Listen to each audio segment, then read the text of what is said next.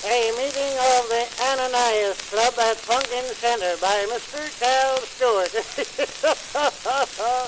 Well, sometimes a lot of us old codgers, we used to get down to Ezra Hoskins' grocery store and we'd sit around, eat cheese and crackers or prunes, anything that Ezra happened to have laying around loose, and then we'd get to spinning yarns. Well, some of the things we'd tell would just about put Ananias and Sapphira out of business if they was here now.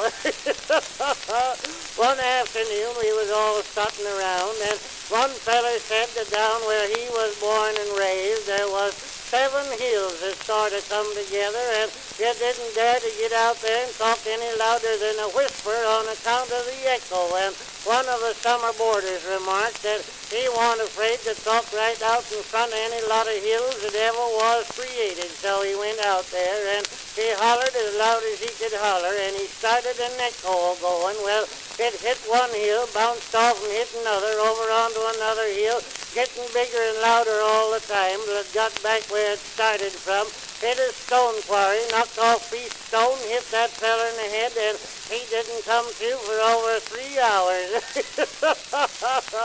Well, we didn't say much for a little bit, till finally Jim Lawson remarked that he didn't know very much about echoes, but he calculated he'd seen it rain just about as hard as anybody ever seen it rain. And somebody says, well, Jim, how hard did you ever see it rain? Well, Jim says, one day last summer I was sitting out on my porch and it got to raining.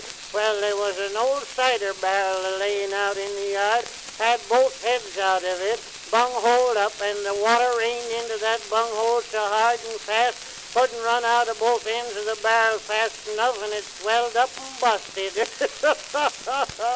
Well, so we all nudged each other and took a fresh start of backer, and finally old Silas Pettengill, he remarked that he'd never seen it rain very hard, but he'd seen some mighty peculiar spells of weather. He allowed the coldest day he ever saw in his life was one day in August, and somebody said, well, how was that, Silas? He said, well, that day I was going to take my mule down to the blacksmith shop to have him shoed, and I had him tied up to a pan of popcorn out in the yard. Well, sun shone down on that popcorn so hot that it got to popping, and it flew around the old mule's ears, and he thought it was snow and laid down and froze to death.